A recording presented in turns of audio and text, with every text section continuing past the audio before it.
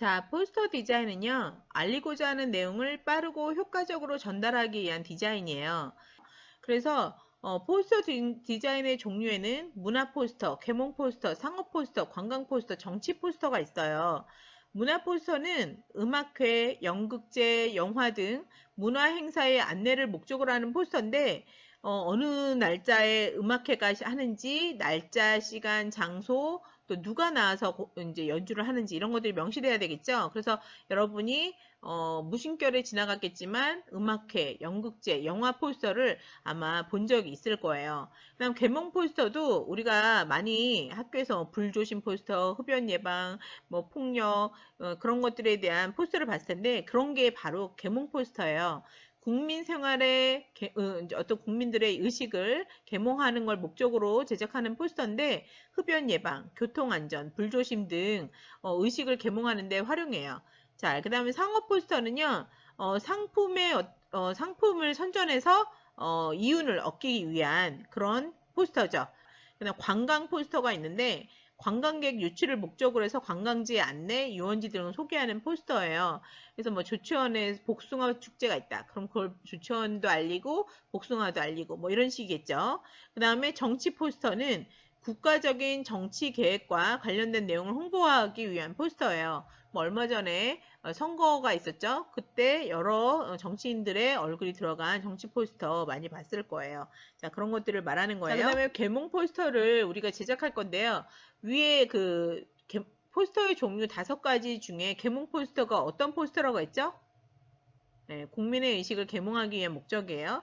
그래서 제작할 때 유의사항을 보면 내가 뭘 전달하고자 하는지 전달하고자 하는 내용을 한눈에 알아볼 수 있도록 표현해야 돼요. 두 번째, 포스터는 한 번만 봐도 바로 이해가 돼야 되기 때문에 단순하고 분명하고 그리고 조형적으로 아름답게 표현이 돼야 돼요. 그 다음에 문자, 일러스트레이션의 상호관계를 고려해서 가독성이 좋은 레이아웃이 되도록 해야 돼요.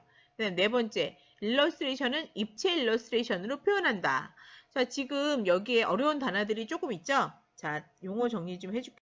자, 조형이라는 건 뭐냐면요. 여러 가지 요소를 이용해서 구체적인 형태나 형상을 만드는 거고요.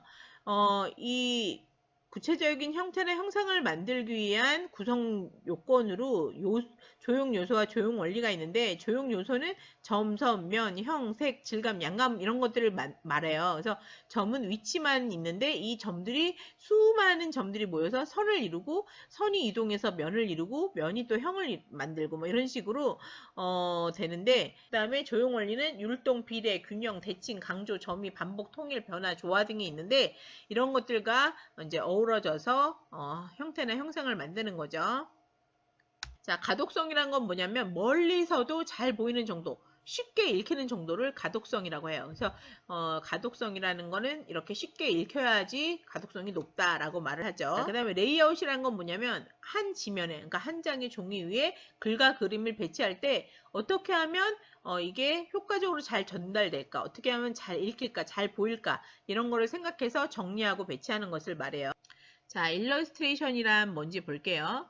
일러스트레이션은요, 회화라든가 사진, 도표 등 문자 이외에 문자를 뺀 나머지 것들을 가리키지만 좁은 의미로는 손으로 그린 그림을 말해요. 주로 신문, 잡지, TV, 영화, 광고물 등 대중매체를 통해서 복제되어 전달되죠. 자, 그래서 어떤 내용이든 사용 목적에 따라 시각화할 수 있도록 다양한 표현을 하는데요. 표현 양식별로 일러스트레이션의 종류를 보면 첫 번째, 구상적 일러스트레이션, 두 번째, 반구상적 일러스트레이션, 세 번째, 추상적 일러스트레이션, 네 번째, 초현실적 일러스트레이션, 다섯 번째, 입체 일러스트레이션으로 나눌 수 있어요. 자, 그래서 여기서 구상이라는 건 뭐냐면요. 사실적으로 표현한 미술이에요. 여기 오타 났는데 사실적으로 표현한 미술. 그러니까 뭐 호두를 그렸어. 포도를 그렸어. 근데 호두인지 포도인지 명확하게 알 수 있도록 그림을 표현했으면 그걸 구상이라고 해요.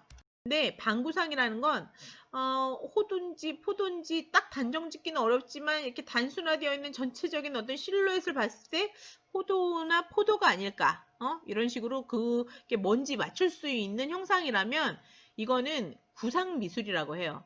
이게 뭐 방구상이라는 거는 미술에서 거의 쓰지 않아요. 그래서 구상과 추상만 쓰는데 애매하게 한국에서는 방구상이라는 말을 쓰는데 이거는 어쨌든 어떤 형상이라는 걸 느껴지도록 존재하도록 표현한 미술은 그림 표현은 다 구상 미술이에요. 그다음에 추상이라는 거는 존재가 불가능한 형상 있죠. 그냥 순수한 아까 뭐 점선면 이런 조형 요소를 얘기했는데 그 중에 선과 색 같은 걸로 표현한 전혀 이게 자연물이 아닌 알 수 없는 어떤 그림들 있죠. 그런 것들은 추상이라고 해요. 그래서 거기에 또 초현실이 나죠. 초현실은 현실을 벗어난 것을 초현실이라고 해요. 그래서 상상과 판타지의 세계를 표현하면 초현실이겠죠. 자, 용도별 일러스트레이션의 종류에 대해서 알아볼게요. 첫 번째, 광고를 위한 일러스트레이션이 있는데요. 아까 포스터 디자인에도 일러스트레이션 들어간다고 했죠. 그 다음에 신문 광고, 잡지 광고에 보면 다 그림이 들어가 있어요. 그게 다 일러스트레이션이에요. 그리고 TV를 위한 일러스트레이션은 왜 뉴스를 보면 날씨를 알려주는 아나운서 뒤에 백으로 그림이 보이죠. 그 다음에 막 뉴스를 막 보도하는데 뒤에 백에 또 그래픽이 보이죠. 이것도 다 일러스트레이션이에요. 그 다음 편집을 위한 일러스트레이션은요. 신문, 잡지, 소설, 동화책 등에 사파로 들어가는 거죠. 그래서 글을 보조하면서 글을 이해하기 쉽게 그림들이 들어가는데 어떤 그림들은 글을 안 읽어도 이해하기 쉬울 정도로 자세하게 되어 있어요. 표현이 잘 되어 있죠. 애니메이션은 셀 애니메이션과 컴퓨터 그래픽 애니메이션 같은 경우도 다 일러스트레이션이고요. 과학 일러스트레이션, 패션 일러스트레이션은 여러분이 이 관련된 그림을 많이 봤을 거예요. 그래서 그쪽에서도 일러스트레이션을 많이 그리고 활용하죠. 그래서 일러스트레이션의 분야는 굉장히 광범위하고 사용되는 분야도 다양해요. 그래서 먼저 사용 목적을 구분해서 방향을 설정해야 되고요. 일러스트레이션을 통해서 보다 내용을 쉽게 이해하도록 표현하는 게 아주 중요합니다.